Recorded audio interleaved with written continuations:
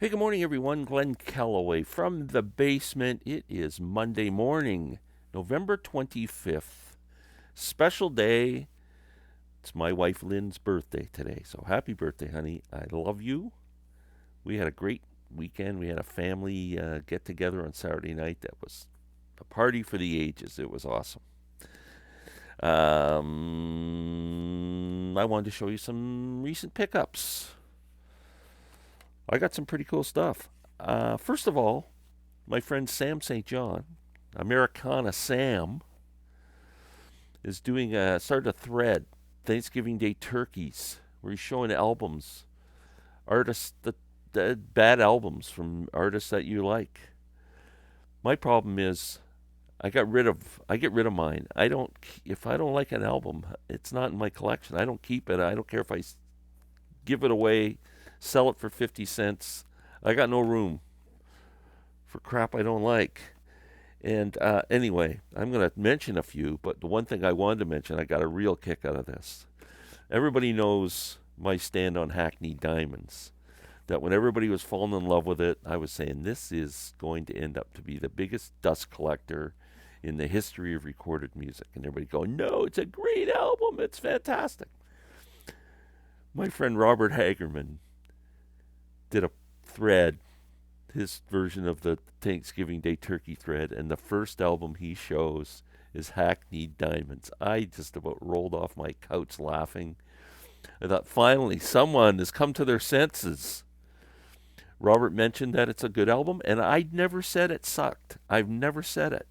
I just said, if you're listening to a Rolling Stones album, Hackneyed Diamonds, I guarantee will not end up on your turntable. At some point, it's going to sit on the shelf collecting dust forever. And Robert just confirmed that for me. So thanks, Robert. I thought that was so funny. First, what I picked up is this baby.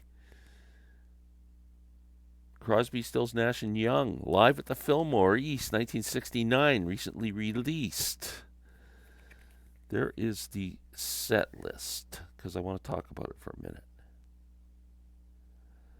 So there's an acoustic set and an electric set. The acoustic set, you can't argue with the songs. Sweet Judy, Blue Eyes, Blackbird, Helplessly Hoping. Um, there's something about the way they're performing them, though. It's the vocals. They sound a bit heavy or something for the songs. The songs are need a softer, like the studio type versions or the live versions I've heard in the past. They seem like they were really aggressively singing these songs to me. It kind of put me off a little bit.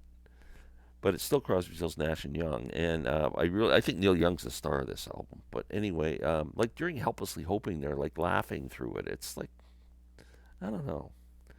Um, but there's some classic songs here, and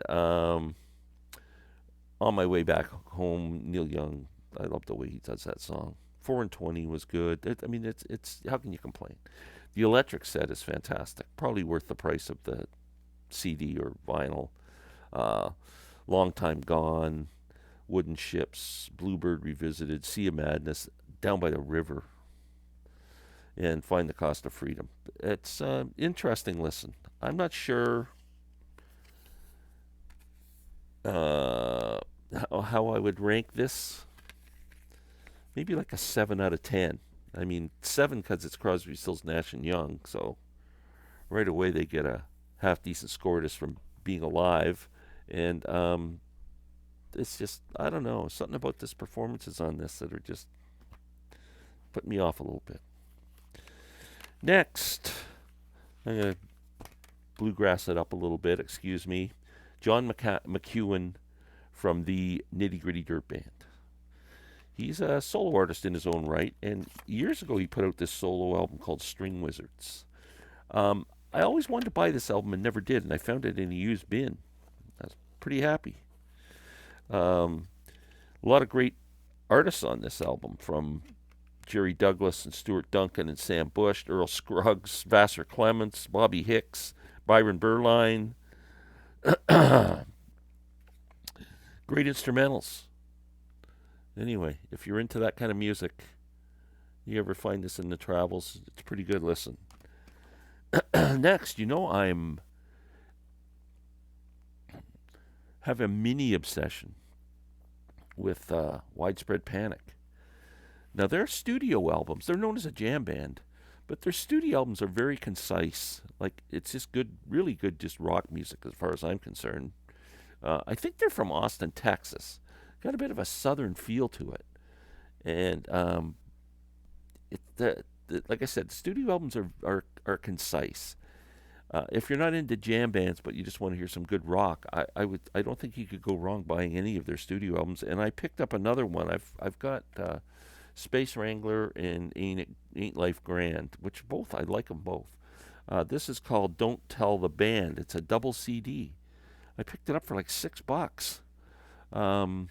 Have not listened to disc 2 yet, but disc 1 was good. I mean, it's just like I said.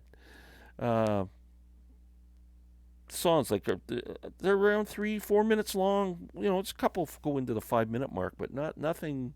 You're not getting 10-minute tracks on these albums. And the one I wanted was a live one because I am a jam band guy. I like people can jam on a song for 45 minutes, and I frickin' love it. Um, I've been looking for this live album called Light Fuse Getaway, and I found it at my favorite independent record store, Zap Records, for $15, double CD. This looks like it's a Japanese import of some kind, and I've been listening to this, man.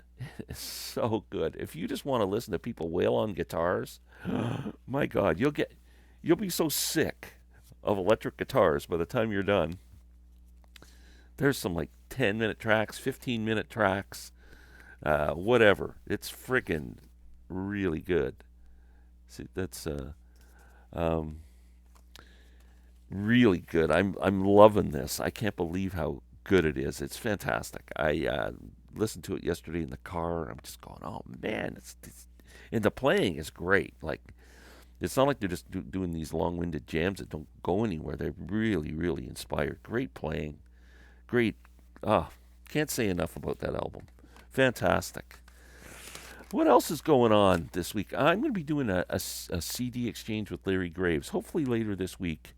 We are going to do 5 albums each for the other person to listen to and review.